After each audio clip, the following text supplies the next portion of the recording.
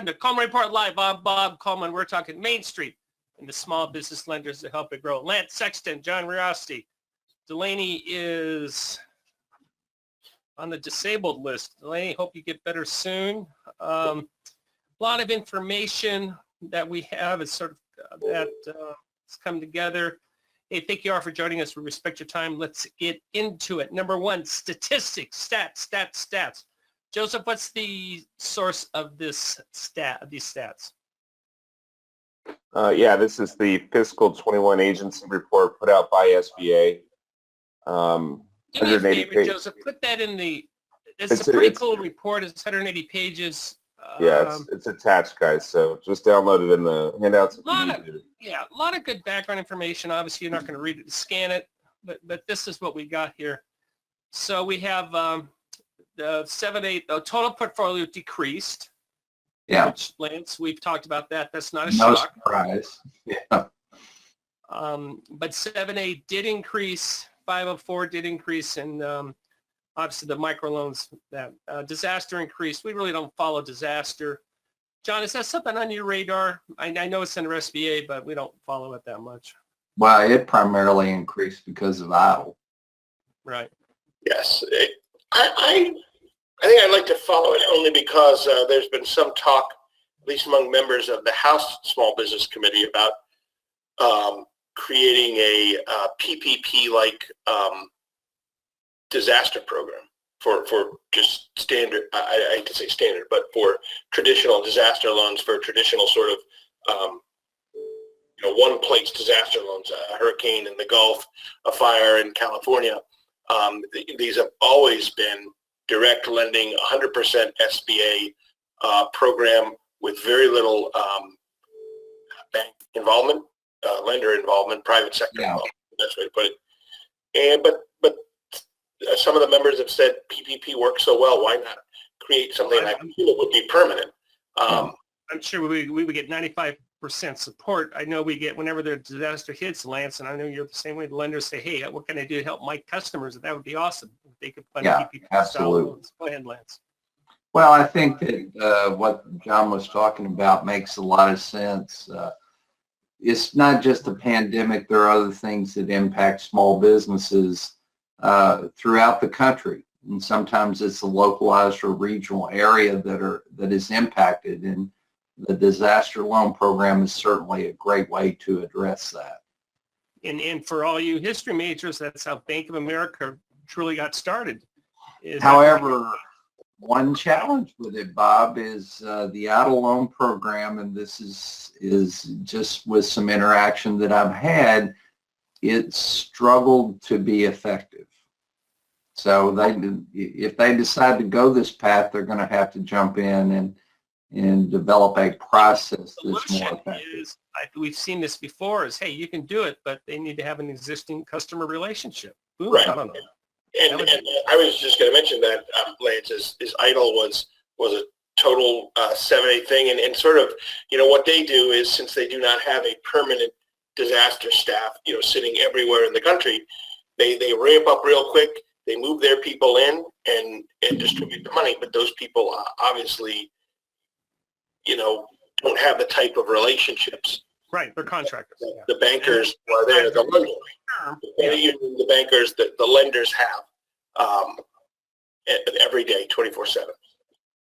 Well, that'd be very interesting. I know that that would be great because all the lenders then they can be they're intimately involved with their customers, and they have their Main Street destroyed from whatever it is, and they can go in and they can solve the problem immediately. That'd be pretty cool. And not to harp on this, but that would change these, assuming they did it like PP, that would make these more like grants, less like loans. And there's sense to that too, because, a business that's just had its, been flooded out or burned out, is not in the best position to add debt. You're right. You're right. And again, we're going back to the key element. Why do we do that? Is employment. Yes. We want to preserve these jobs in that community. This is not a bailout of the business owners that hit piece alleges. This money goes to businesses, who in turn goes to the employees, and that's what happens. And Yeah, there was some fraud and there's some idle issues, but John, I think sort of segueing here, you were reading a report that says SBA did its job. Tell me more about that. There's just been a recent study, about the focusing on the 2021 loans, that PPP loans that were made, and the effort, obviously, by the agency and by extension the lending industry to make sure that a fair share of those loans went to the smallest businesses, minority businesses, disadvantaged businesses, businesses that aren't always first in line for funding. And the conclusion was that yes, it did, that the effort. So I don't want to say too much about that because I plan to write about it, but that was the conclusion. I think it's good news for everybody. Yeah, and let's see, 504 obviously went up. Let's talk about it now. NADCO came out with their letters saying, hey, we may run out of 504 funding in June. Joseph, why don't you flip to that slide? And we've been talking about that. And thanks. I think this is from Bill. He asked some questions. Let's go to the questions, Joseph. Here we go. Oh, here it is. Continue to be available, but money continues to be available for refinance while expansion. Can this distinction continue in 2022? Lance, I'll throw it to you as our quasi 504 expert. It's a tough one because the demand for 504, we've been talking about this for weeks, if not months, that there is a very high likelihood that 504 financing would run out of money. And last year it did in one subset, but then the refinancing without expansion still had funds.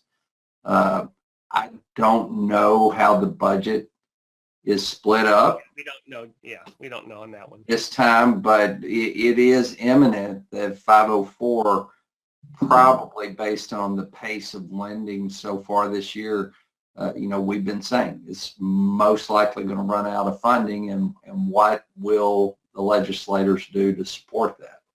Yeah, and obviously NADCO has this work to do and needs to drum up the grassroots support. But I think this is an easy fix. It's got to be logistically done. So again, I don't put it this way, John. I don't see anybody opposing this on funding. How's that sound? I don't see anybody opposing it. It'll be interesting to see how Congress addresses this, because obviously they'll have to address this. Yeah. And I don't think, it calls for some structural changes, because, these budget levels are put in place and then they stay there and stay there and stay there. It's sort of like cut and paste, last year's numbers into this year's budget. And, again and again and again. It's been at, I guess, something like $30 billion and $8 billion for a long time. We're less than 5 months into the fiscal year, and at least half of the money for 504 is gone. Yeah. Well, I think that's good news also. I'd rather him run out of money in May and June. Once he gets to September with the election around the corner, forget it. Nothing. All bets are off then. So but they have to, I guess what I was saying to try to be more concise is they have to look at that number, for the future, and maybe, start thinking about 10 billion or 11 billion. For as just sort of standard starting point. Well, the appetite is certainly there. And again, 504 is based on employees. And we love the fact that a lot of the 504, we were talking to USDA people, their number one subset is manufacturing. I'm assuming some of that spills over to 504, so a lot more manufacturers are building facilities. Yes. And there's no one on the other side that says, nah, we don't want to have enough. We don't want to have more manufacturing plants in the United States. Everyone supports that. So I wonder, Lance, if you think, Bob, you too, now that this news is going to get out there, and is only going to, be amplified if the pace of lending is going to pick up, because that old cliche, the writing on the wall is there. And It's a very effective program. Lenders understand that, and that's and they want to get their consumer. money before. Well, John, you make an excellent point. All the lenders on this call that encourage borrowers to consider 504 loans, when they hear something from NADCO saying it's going to run out of money in June, they're going to start encouraging their borrowers, if they're interested in a 504, now it's the time. So the pace could pick up, and it actually could cause the 504 program to run out of money early. Yeah, and again, we harp on that, and not a lot of people do it because I know it's a pain, but when you close a 504 loan, send a thank you letter to the district that's in that congressperson's district. Say, hey, because the Congress, they'd like to drive down the street and say, hey, we funded that, because they have nothing to do with it. And so but they can take credit for it. So that's awesome. Yeah. I'll mention real quick, both committees will be meeting tomorrow. Yeah, tell us about that, John, please. Well, both small business committees will be meeting tomorrow. The House meeting, they have an agenda that probably won't leave them a lot of room to talk about 504. They're going to meet on discuss the big infrastructure bill and how small businesses can play a part in that. So their agenda is there. Their witnesses are there. That's sort of set. The Senate is having a business meeting. They don't have an agenda that at least has been made public. So I would be interested to see if they will address this tomorrow. Good. Well, please report back to us on Monday on that. Also, those are streamed live, so you can track those. We'll do that, and we'll pick up some excerpts and write about it or talk about it on Friday. The one thing I want to focus on, Joseph, move to the delinquency page.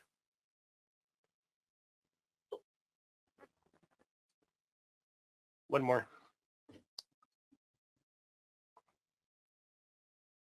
Oh, I'm sorry, it's right in front of me. This comes from the agency report. This is the only report, Lance and John, that I see where SBA talks about delinquencies. Charge-off is public information, but delinquency I've never been able to get. So this is the only source, and it's in their annual report. It's a lot of good information. So as of July 2021, which is a couple of years before the fiscal year end, Lance, do you agree with that number? The average delinquency rate was 0.6%. That's an amazing number, Lance. Well, it's the SBA delinquency rate always would surprise someone who knows, or an outsider looking in at the SBA program. However, that delinquency rate was in the middle of July of 2021. I think if we looked at the number today, it might be a little higher. Most likely will be a little higher. And I think the other thing that is going to spur the delinquency rate a little bit, our friends the Fed are talking multiple rate increases. A majority of it just so as we see, quarter points as the, Bob, we've talked about this many years ago when we first started. We did 20%, 21% SBA loan. I would love to have a poll question that asks all our participant lenders, especially the younger ones, how many of your SBA borrowers could their payments if their note was, say, 18%? Lance, I'll answer that for you. 0. None. So, we will see delinquency rates creep up as interest rates creep up in the SBA program. But SBA historically, the delinquency rate has not been bad. And Bob, they haven't had it in the report. I would assume that report comes out of E-Tran, and those loans that are indicated as delinquent dispersed are probably what creates that number. Anyway, take a look at Joseph. Do you know offhand what page that report is from, or what page number in the report? I'm not sure. It's in. Okay, but it's There's a in lot, the beginning but you portion. gotta love these. You gotta love these numbers. 0.2% for 504, and now I'm finishing up the my NAICS studies. The 504 has very good by NAISC charge-offs. That's very. It's not as low as these, but I calculated a little different way. But the overall trend, we're not talking about double-digit charge-off rates, double-digit delinquencies. These are good. This is a good, strong portfolio nationwide. There's always blips in specific segments, specific lenders, but this is the type of data that needs to be drummed up and spreading the word, gentlemen. Well, and the 504 delinquency rate, I think, by virtue of how the program is, guys, it's a long-term fixed rate piece of financing, and it is typically the business's primary real estate.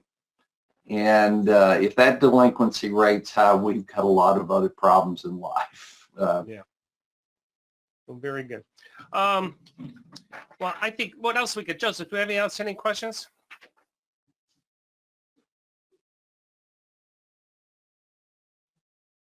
I think that's a no. Yeah, we have there. a couple of the NADCO. Technical question. How's the cost of 504 funding calculated? It goes to, they pool everything. Lance, correct me when I'm wrong here. They take all the debentures, they put them together for one number. You have two people come in, two Wall Street banks come in and bid on them, and they take the lower bid or they split it. Is that how it works, Yeah. Lance? Okay. Mm-hmm. So there's somewhat of a free market number on that. It's not set by the government. It is set by the buyers of the SBA portion. Yep. Next. If the CDCs intentionally encourage early refinancing, i.e. a 10-year payment history, would debenture prepayments free up additional funds for new 504 loans? That's a black box subsidy question. And the answer is logically it should, but the black box has not been disclosed to anybody other than internally, so we don't know exactly how it happens other than to say that makes sense. John, I don't know if you follow those calculations that closely. No, I think, and I just exactly what you said. SBA knows the answer to that and themselves. So Yeah. Next question. Go ahead. I was just going to say, I know in 7A, if a loan is booked, but then later, before is obviously, the deal falls through, that kicks back. Yeah. So there's always some chance that, but 504, I don't know how they do. Yeah, and for 7A, I know part of the black box. We know what the components are: past performance, current economic conditions. They estimate future performance. They do it by loan size. They do it geography. Obviously, NAICS. So they're credit scoring every loan that they have, and they put that in. Then they need to come up with a number of what the subsidy is with that. Well, very good. Hey, Lance, John, thank you so much for joining us. I appreciate your feedback, and everyone have a good week. And thank you for joining us for Coleman Report Live and for supporting America's Main Street, one entrepreneur at a time. Hey, happy Valentine's Day. Happy Valentine's Day.